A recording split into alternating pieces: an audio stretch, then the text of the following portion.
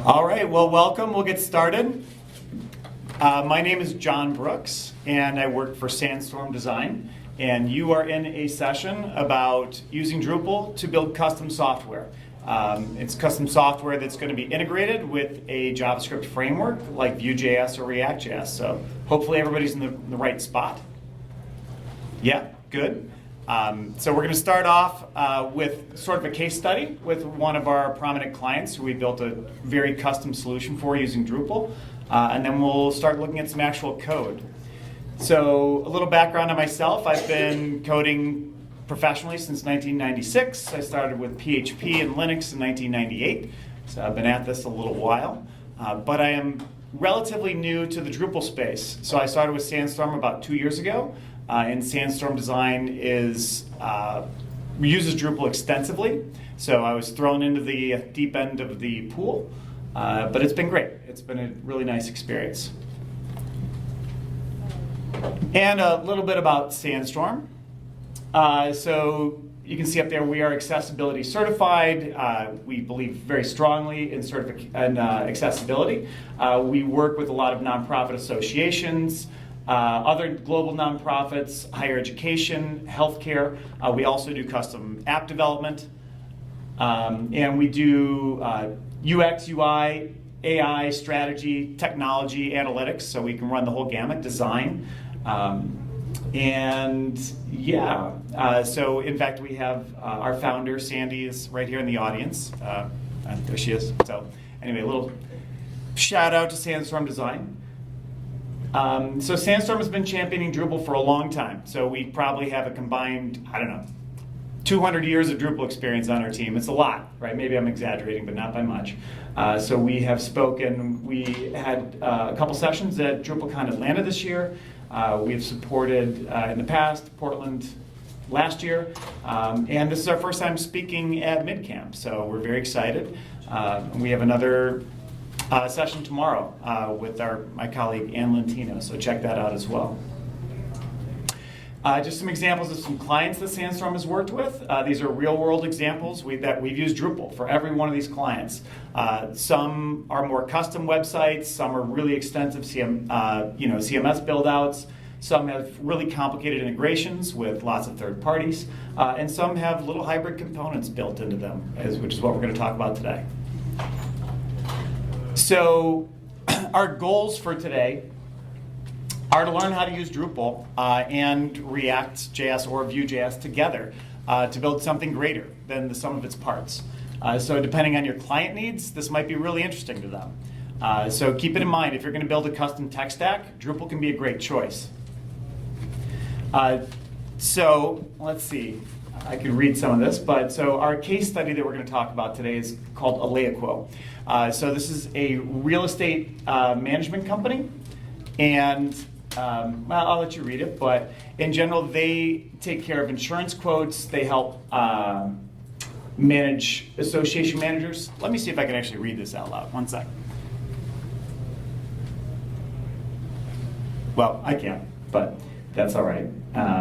You can check it out. So Aleaquo, they're a great company. They've been awesome to work with. They had a vision for exactly what they wanted their software to look like. And it was not like Drupal would not be the traditional route that every tech decision maker might take. But for Aleaquo, it was a great choice. And here are some of the reasons why. Whoop. There we go. Okay, well, first we're going to do a little video. Hopefully this will play.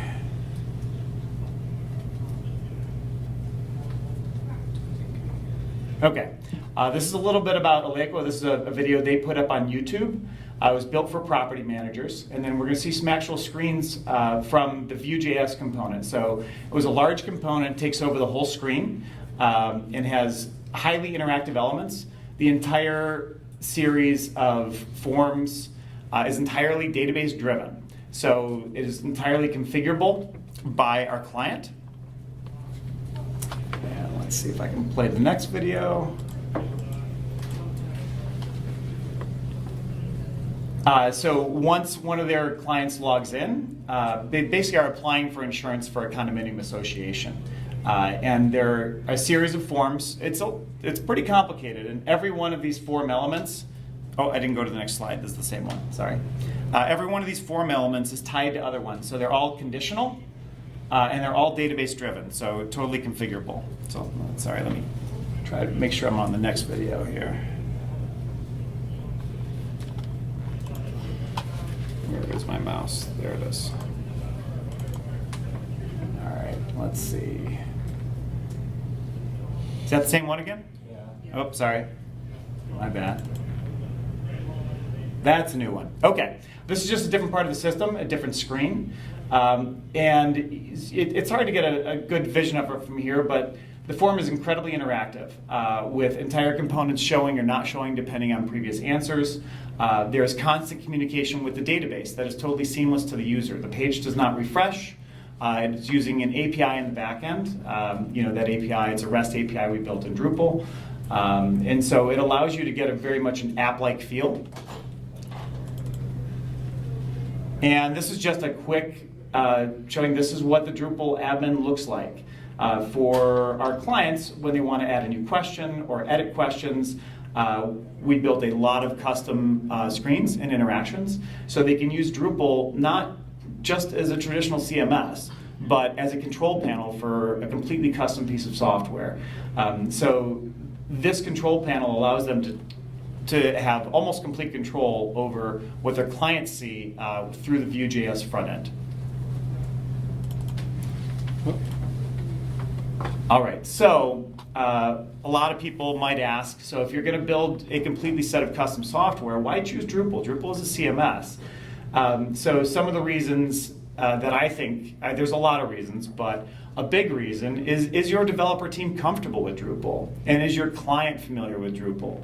A lot of times the answer is yes. And so frankly for Sandstorm, that was a huge factor for us going with Drupal. We had a great client. They already liked Drupal. We had a great development team, already highly invested in Drupal. So that's one of the reasons to make it a great choice. You don't have to learn a new tech stack.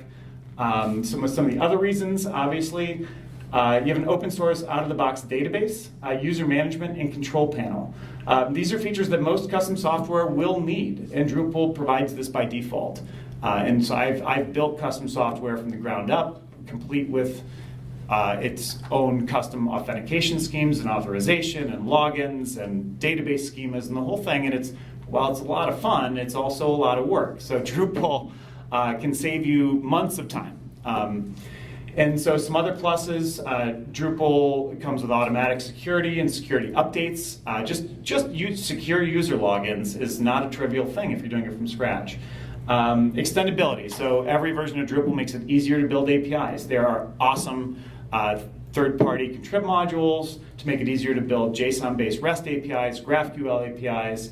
You can reuse a lot of the Next.js third-party modules to build your own REST APIs. There's a million ways to do it in Drupal. There's obviously a rich ecosystem of contrib modules that everybody's familiar with. Sure? And in your use case here, just to ask a quick naive question, why couldn't you just do this all in Drupal with multi-page web forms? Very good question, and we're going to get to that in the next slide. So yeah, and that's a great example. I wanted to say at the beginning, anybody raise your hand at any time. We can, we're not going to run out of time here. So raise your hand. Let me know if you want to stop and chat about something. You have any questions? Some of my answers might be opinionated. They might not, not everybody might agree, or, So some of this is just opinions about what you're comfortable with and what you've had the best experience with. And obviously, so one of the big benefits, so when you build a completely custom software technical stack, onboarding a new developer is really challenging. So how does that developer need to comb through tens of thousands of lines of API code to see what's going on? Now, sometimes you might have a really well-documented API. Sometimes your backend might be really well-documented. But a lot of times that's not the case. So with Drupal, you have an immediate leg up. Any new developers that come in that have Drupal experience are going to be able to pick up your code and figure out what's going on sooner rather than later. And that's critical, especially at an agency. All right, next slide. Okay, so Drupal sounds great. So why use a JavaScript framework as well? So these are some of my answers. So just a little shameless shout out. I really like React. I've been working with React for a long time. I find it a pleasure to build front end, whether it's websites or web apps or even mobile apps with React Native. I find it a real pleasure to program in. So Drupal, as we know, is optimized from the beginning to allow non-developers to build websites. This is a fantastic use case, and we're all super familiar with it. It's wonderful. But what if we want our website to feel more like a native app? There's no avoiding the need for JavaScript. There's just, you can't get around it. You need JavaScript to make it feel like an app with seamless or invisible communication with the server. And so to do that, you can write vanilla JavaScript, but complex JavaScript and complex components or entire pages are, frankly, I find it easier to code with a framework like VueJS or ReactJS.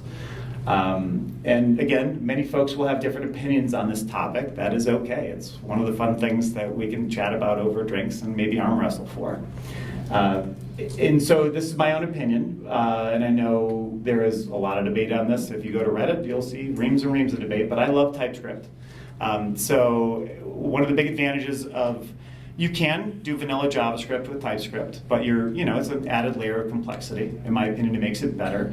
But TypeScript plus Vue.js or ReactJS, I think, is a great language, especially for larger development teams. You honestly get naturally fewer bugs. Good coding practices are enforced by default when you use TypeScript.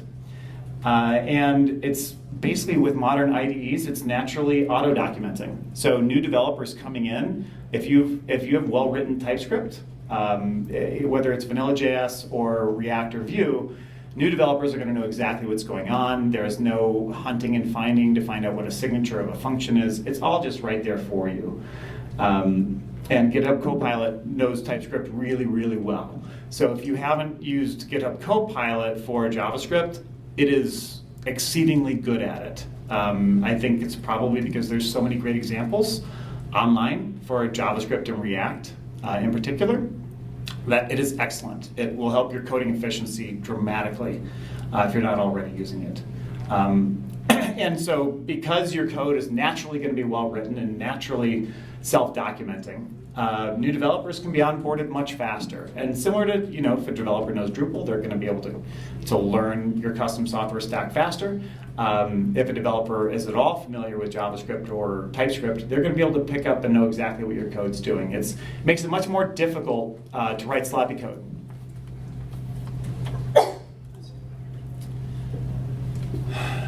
Okay, so now let's talk about which JavaScript framework to use. So Drupal plus a JavaScript framework seems cool. So which framework is best? So for Vue.js, some of the pluses that I've found is that its syntax is a little closer to vanilla JavaScript than React might be, or Angular. And so for somebody coming from a traditional HTML, JavaScript, CSS stack, it may be a little faster for them to pick it up. And let's see, and I think the second point there was that there's not a million ways to do something with Vue.js. There's more than one, but there's not a million. So it is important, especially for newer developers, to not run into decision paralysis, that they're going to go down the wrong path about how to build something. So I think Vue.js does a nice job at onboarding people who are new to JavaScript frameworks. So React, I have a place in my heart for React, it's my favorite. So it has a much larger developer community. There's just no getting around it. React is still the king of JavaScript frameworks. If you need to hire a developer, you're going to have a way easier time finding a React developer. And there are a lot of ways to accomplish a goal. And so I've been an engineer for a long time, so I like that. I like having a lot of choices. I like occasionally stumbling down a blind alley and making the wrong choice and learning why. And then eventually finding the right choice. And with experience, that feels really good. That's a really nice thing as a developer to find. So there is an incredibly large assortment of open source packages to use and learn from. Much vaster than any other JavaScript framework, at least in my experience. And let's see. So on top of that, there are a larger number of what I call component frameworks. So component frameworks, Tailwind is an example. It's sort of a component framework. It's a CSS framework. There's another popular React one called Chakra UI. And basically what these frameworks do is they give you beautiful buttons and drop downs and cards and accordions all out of the box. So if you've ever written an accordion yourself in vanilla JavaScript from scratch, it's very tedious. It's lovely when you finish it, but using a component framework speeds this up dramatically, and they're gorgeous and they're still highly configurable. Your designers can still make them look super pretty. And they all work great with Storybook and any other design system that you might want to use. So ReactJS has a much richer and larger ecosystem of component frameworks. Again, this is going to speed up your development time. Another sort of side advantage that a lot of people don't think of is that React Native is one of the more popular languages to build native apps in for both iOS and Android. So if you learn React, it's not one-to-one, but you're learning about 75% of React Native, which is a very good transferable skill, whether it's for your clients or for yourself in your professional life. So that's another reason to pick ReactJS. Now, number 3, I have experience with Angular, and the list of pros is very short. So there are not a lot of ways to do things in Angular. There's basically one right way, and whether it's Google, I think, originally invented it, they tell you what that way is, and then they completely throw out the way from 2 years ago. So Angular started a long time ago as AngularJS. So you can think AngularJS, you can think of as maybe the great grandmother or grandfather of our modern React frameworks. It was sort of one of the first attempts to add a layer on top of JavaScript, but ultimately it wasn't a transpiled language, it was a set of JavaScript libraries. Angular 2, which folks just refer to as Angular now, was more of a properly transpiled language, and really is completely different from AngularJS. Should have been called something different, much like Java and JavaScript should have been called something different. So I have used Angular, and I find it is not nearly as well supported. There's a smaller development community. There's lesser ways to do things. It's not as flexible. I don't recommend it if you have a choice, unless you have some people who are already very experienced with it and have a great reason to use it. It's fine. I have other clients and colleagues that enjoy it and have written great software in it. Any questions? Sure. For those of us who aren't JS heads, what are the problems with the basic JavaScript that's going to roll out of Drupal that numerous modules provide different things that'll pop up modal, do lots of JS-y things? What are those drawbacks to that? Could you repeat the question? Sure. So the question was, what are some drawbacks to vanilla.js, essentially, right? And so vanilla.js, just over the last 5 or 10 years, has come a long ways. So it is a heck of a lot better. I do not think it is a bad choice at all. But I do find that there is a lot of boilerplate. That when you're writing custom JS, there are, at least in my opinion, like let's say you want a really complex menu to show up, right? So we Sandstorm, we call it a mega menu. So we have written numerous versions of vanilla JavaScript mega menus that are used in Drupal. And while ultimately they are beautiful and they work great, there are a lot of turning into blind alleys and corners and a lot of custom code, and it just ends up being a little more tedious. And so with a framework like React, personally, I find it less tedious to write code with that. So that's, I went to the next slide already, didn't even mean to. So I did want to mention quickly, so if you haven't written anything in JSX, so JSX is the sort of the rendering sub-language of React, and I find it wonderful. It's HTML-like, but it has a lot of flexibility. So with, you can write loops and conditionals and everything right in your code. The way VueJS does it, I find it to be a little bit jankier. and the way Angular does it is jankier still. So again, this is my opinion, and I'm happy to chat about it as much as you like. But great question. I don't think vanilla.js is a bad choice at all, especially if your developers are already really familiar with it. But if it were me, and I have a lot of experience with both JavaScript and React, I would have a lot faster time writing the same thing in React. Yes? Just two things. One, to just add more noise. Also, I recommend Svelte for people who like more HTML-centered JavaScript libraries. I just started playing around with it. It's very cool. But a question as far as frameworks go for Drupal in general. I know SEO can be a problem. Yes. So I don't know if that'll come up soon, but just like, I don't know if there's any ways you get around that to make sure there's no issues with search engine optimization. Yes, so a couple great questions. There are absolutely other JavaScript frameworks. Svelte has gotten really popular the last few years. There's another one that one of our colleagues likes called Lit, L-I-T. So Kyle Einecker, if any of you know him, Sandstorm has worked with Kyle and he's done sessions here at MidCamp before. He loves Lit. I think Lit is fantastic. I think Lit is a little more optimized for maybe smaller components, maybe not a whole screen takeover with a lot of super complex APIs and stuff like that, and state management. I'm less familiar with Svelte, but every time I'm reading about JavaScript frameworks, it seems to come up the last couple of years. I have not tried it, so I'm happy to chat with you, and if you'd like to tell me all the great things about Svelte, I'd love to hear it. For sure. Awesome. Okay, so yeah, I guess, I mean, and also you asked about things like Next.js, right? So I think you're asking about, so if you're building a website, maybe a fully decoupled website, or any kind of website, vanilla, I don't want to call it vanilla, but original OG ReactJS wasn't a great choice. Because if you've heard the term SPA, single page application, ReactJS was built to, its purpose was for single page applications to run in a browser, meaning no consideration for SEO. If you look at the pure source of your web page, it's just JavaScript. And while Google claims to be able to parse all that JavaScript to find the right links and the right SEO juice, the reality is that it's not going to be 100% as good. And other search engines, like maybe in other countries, certainly not as good. So enter Next.js. So Next.js basically introduced a layer on top of ReactJS, a server level. So at the server level, it does something called server-side rendering. And there's also more complicated things like iterative server rendering, ISR. There's a bunch of acronyms in there. Basically, the idea is that your website can still look and feel highly responsive like a web app, but you don't lose all the SEO juice. It's essentially pre-rendered React. So Next.js, put on by the Vercel people, is fantastic. There's another one called Gatsby, which is supported by Netlify.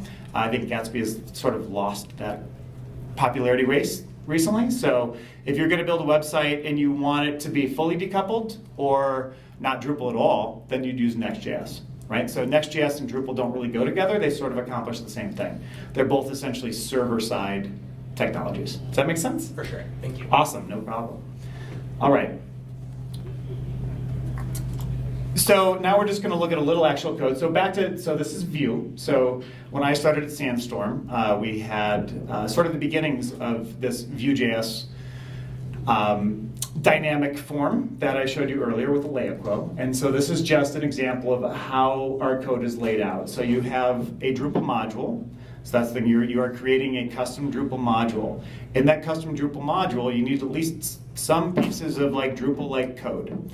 And then inside that module, we have our Vue module, and that's questionnaire Vue. And I will show you a little more of that code in a moment. And then that's just a picture of so questionnaire.routing.yml. Again, this is sort of proprietary code, so I'm not going to show you too much. So there's a number of ways to get your hybrid component on the page. One is by setting up routing for exact pages. That will then show that Vue component. So in this case, that's the method that we used for Aleaquo. Any questions about how that's laid out? And I can go into each of those pieces. So the key pieces there, wish I could walk around with this mic. I'll just shout.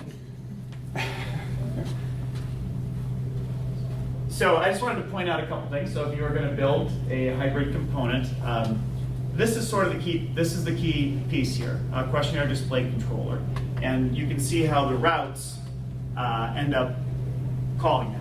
So it calls the content function and the questionnaire display controller file. And this is a format that Drupal understands. When you run your ddev drush CR, it's going to pick up this stuff if it's configured correctly. Other key pieces, obviously, you've got your questionnaire.libraries.yml, your questionnaire.module. You've also got your template. So in general, your questionnaire.module is going to refer to your template, and then your questionnaire display controller content function is also going to reference that template. And ultimately, you will end up with a div on your page with an ID.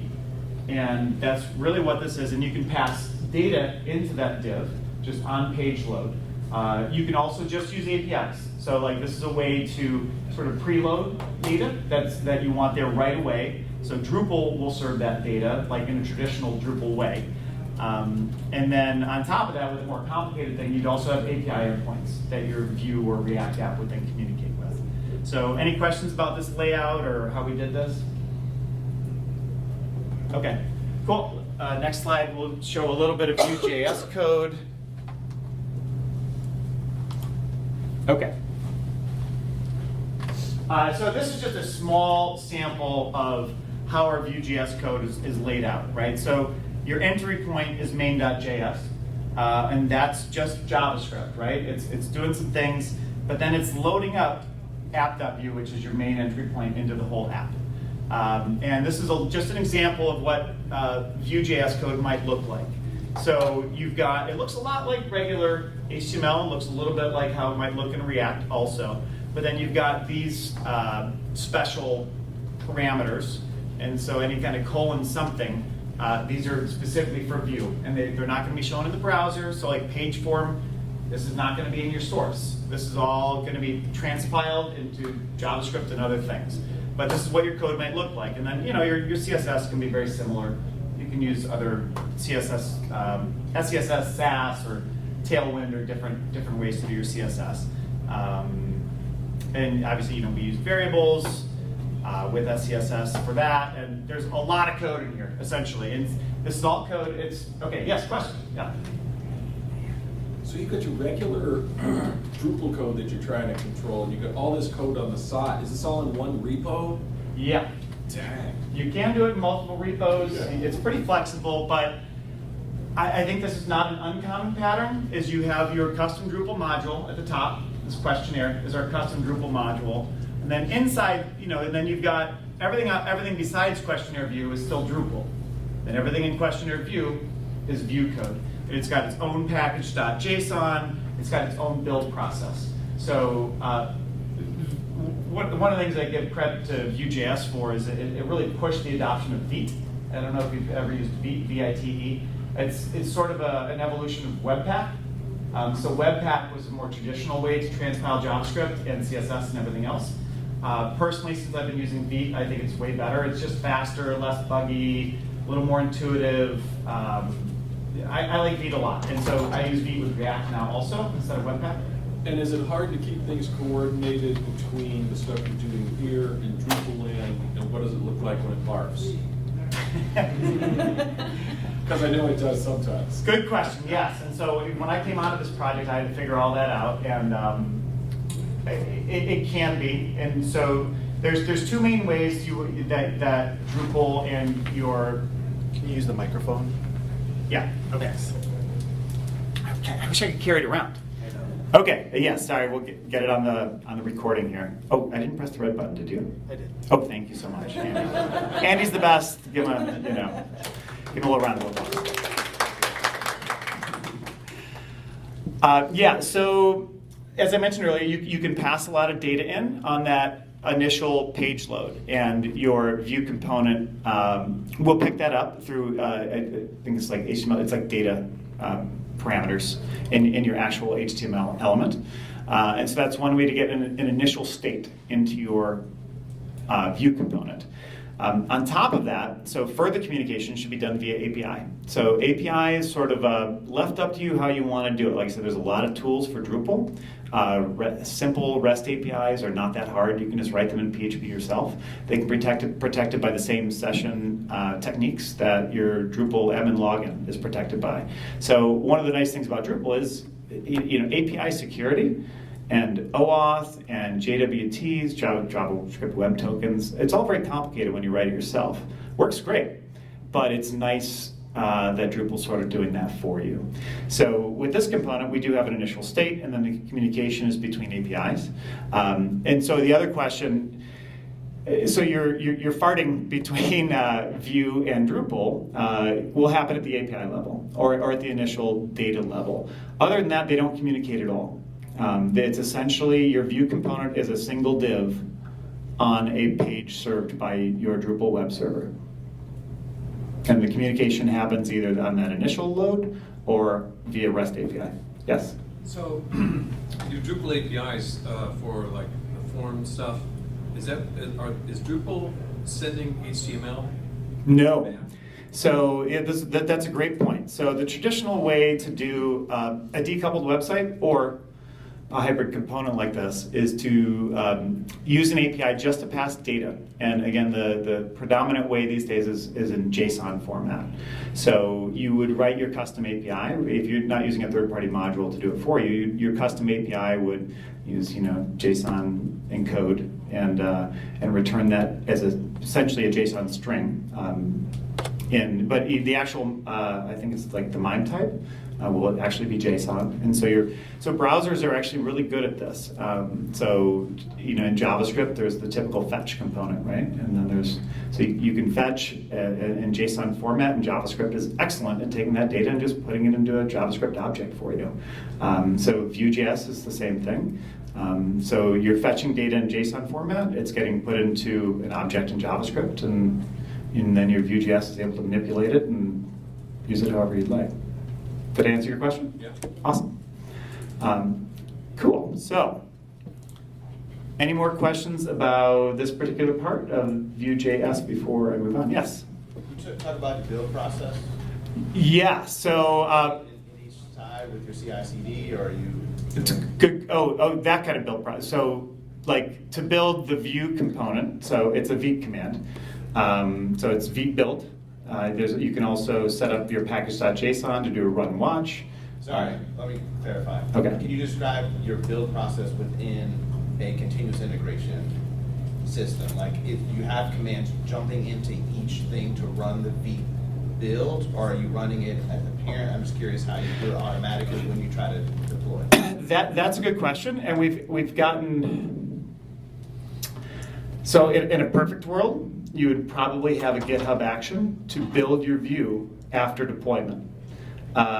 So when Vite builds the Vue, transpiles the Vue code into transpiled JavaScript and CSS, the way we've done it here is the names of the files are fixed, which makes it a little bit tricky. So this is an older manual process. If I were to do this again, I would work really hard to use GitHub Actions, right? So I don't know if you've used like a GitHub. I use GitHub Actions like to compile Sass, right? So you're not passing your compiled whatever it is main.css into your repo, because then you end up with multiple developers. That gets tricky because then you're always going to have a new main.css. So with this, as part of our deployment process, we run essentially Vite build after deployment on the deployed server. Does that make sense? So I think we use Pantheon. Shout out to our Pantheon guy here. If you haven't met Seb, Pantheon is an awesome company, and they support Drupal a lot. They are excellent at Drupal and also WordPress, if that's your thing. So we are able to run the Vite build process on the Pantheon server as part of our deployment process. And it's similar to GitHub Actions. Does that sort of answer your question? Yeah. A little bit. As you're developing, it's a little trickier. So Drupal, I've done this in WordPress. So the way React and Vue like to work is they basically create a unique file name every time it's built, even in real time, right? With random numbers or timestamp or whatever on it. Drupal doesn't really like that out of the box. So to make that work, in WordPress, I actually wrote as part of functions.php, if you've ever used WordPress, to actually read in a specific directory and load up the exact files in there based on their changed file names. Now, I haven't done that with Drupal yet. With Drupal, It's a little trickier. Your local development will work fine, but when you deploy, you have to up your version number in your libraries.yaml file in order for a user browser to automatically pick it up. Yes? I think if you omit the version in your library, Drupal appends a random query string to the end, like a question mark something, so that way it refreshes every time. So I think that Drupal now does that. Okay. That's probably good. I mean, I guess we don't want it to refresh every single time because that's a lot of code. I think it's whenever it aggregates. Okay. So I will look into that because when I started this project, we were on Drupal 9 and trying to figure that now we're on 10 or 11, and I will try that. Thank you. Appreciate that. Any other questions? Yes. Did you explore managing the code base of the components externally, maybe bring them in the project using NPM or kind of things? I did not. So I came into this project with sort of a half-complete Vue component, and so I stuck with as much of what was there already as I could. I think it's not a bad idea, depending on if you maybe have different developers working on different parts of the code. It's not a bad idea. But then your Drupal developer has to, I don't know, run Composer update or something every time, or npm update for new stuff. So that's certainly an option. But it's not super painful to have it in the same repo either. There's just a couple extra steps. And you can build your own ddev commands that will do the, your Vite build or watch for you if you'd like, to make it a little easier. Cool. Any other questions? All right, you guys ready to look at some actual code? All right. So I set this up, and if you want to take a picture of it or do it yourself, it won't be trivial because Composer has to do its thing, and there's a little bit of installing, but might be one or two people in here that want to follow along. But feel free to check it out. It's a public repo, and it's literally just Drupal CMS with a very simple React hybrid component. That's it. Nothing fancy, no API work, just static React code along with Vite for the transpiler. And so now I was going to fire up my VS Code for a few minutes. Give me a moment.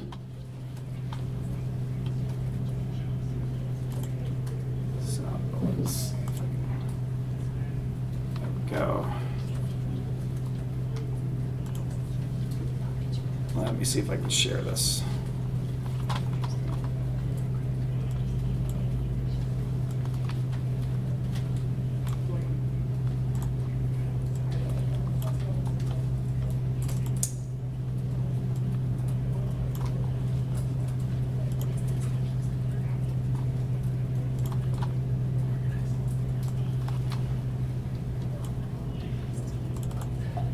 All right, let me see if I can make that bigger. All right, can you guys see this a little bit? Oh boy, I wish I could do this a little different. All right, sorry. Is it possible for me to move this there? Because then I could see a little better. I don't know if the mic will Just need carry. a microphone. Okay, let's see if this will reach.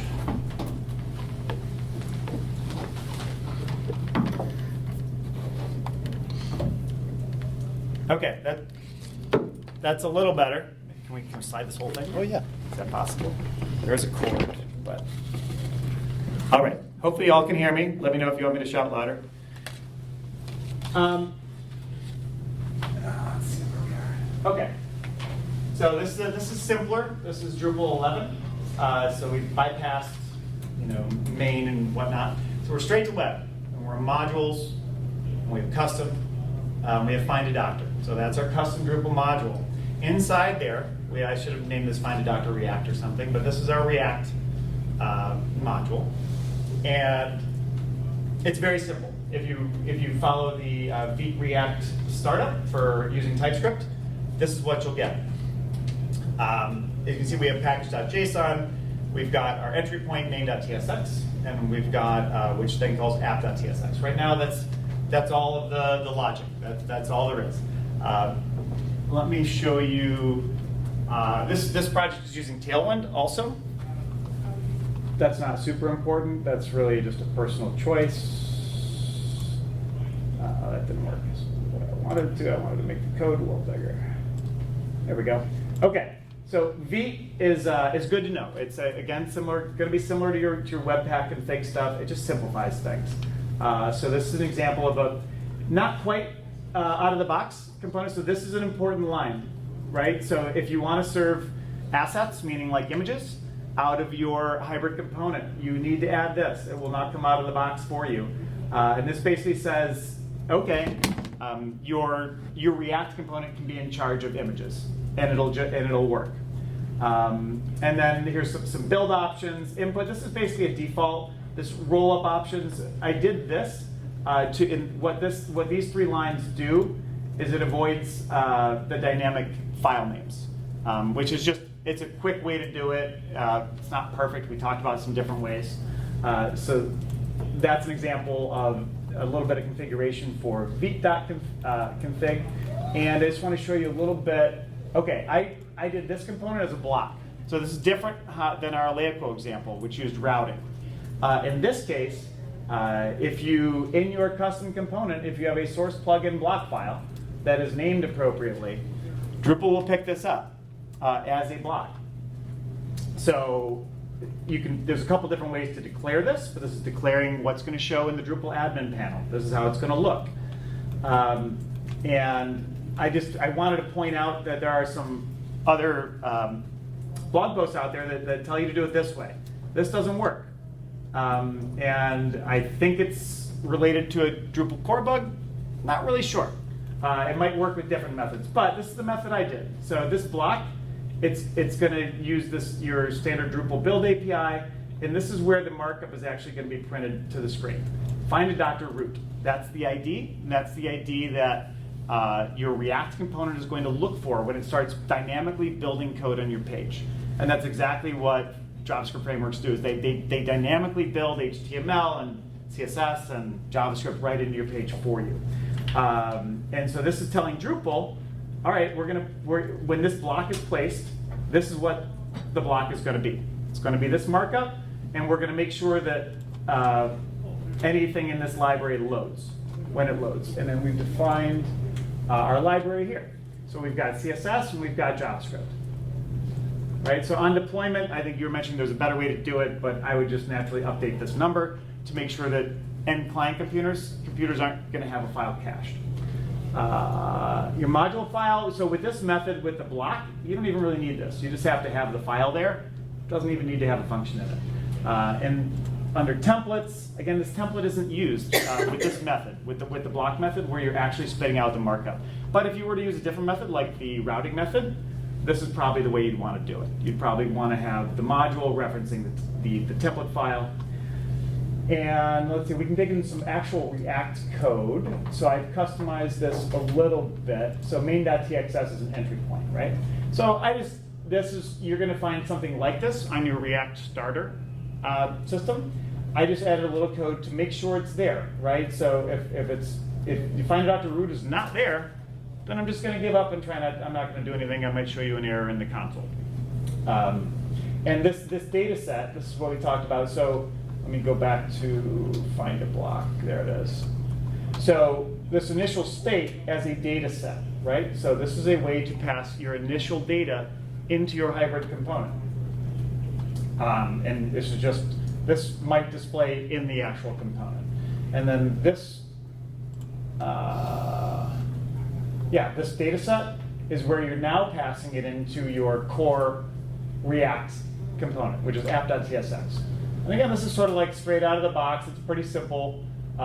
This is TypeScript, so there's extra definitions for what things are all over the place.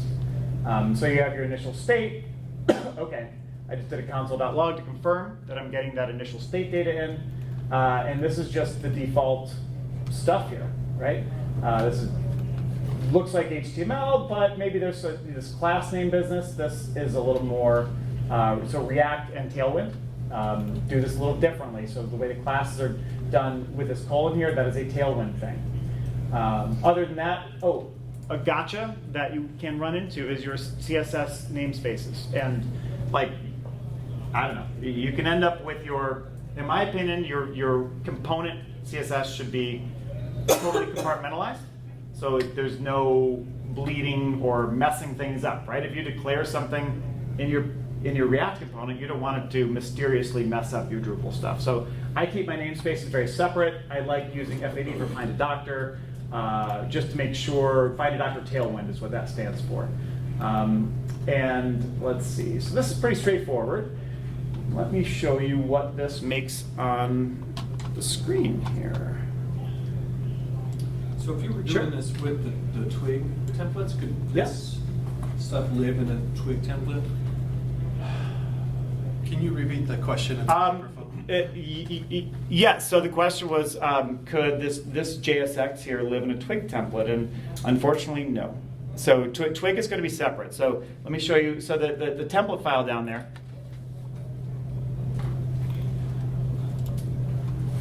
So this is where your twig is, and that's what Drupal understands. As far as I know, React doesn't do twig, right? So twig and JSX are distant cousins, I suppose. You know, they're a way to display something on a page with some logic. In this case, the JSX logic is all happening on the browser level. With twig, it's pretty much on the server level, right? So that's sort of the difference there. JSX client, twig server. And I'm happy to come back to the code. I just wanted to show you what this makes, right? So this is really simple. This is just a simple React component, right? You click here, it counts, right? This, trivial to do with React and JavaScript. But with Drupal, pure Drupal, like you would have to reload the page or something. Like it'd be a lot more complicated. And I can show you real quick. We can go back and edit some code. Where are we here? Brain, there it is. Hello.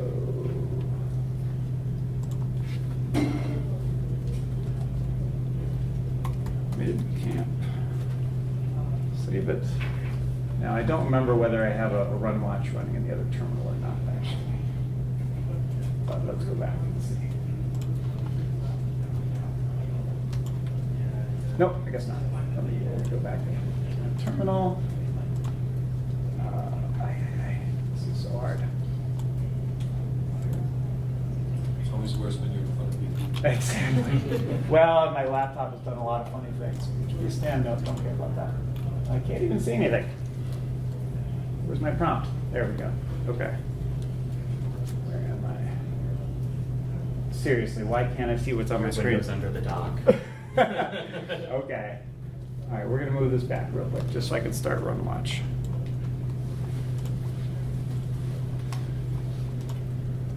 Okay.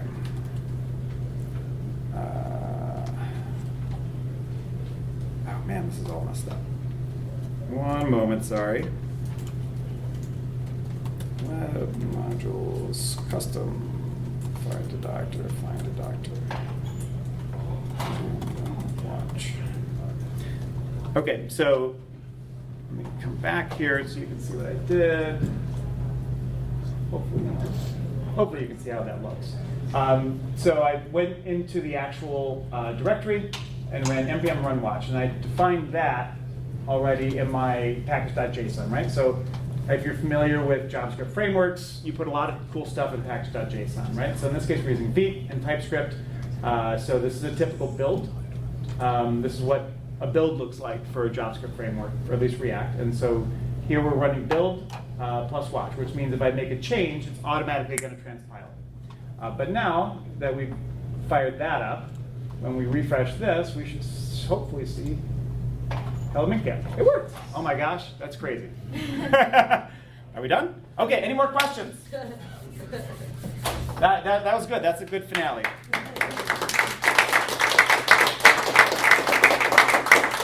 Thank you. I can put my my information up here real quick. Yes, question?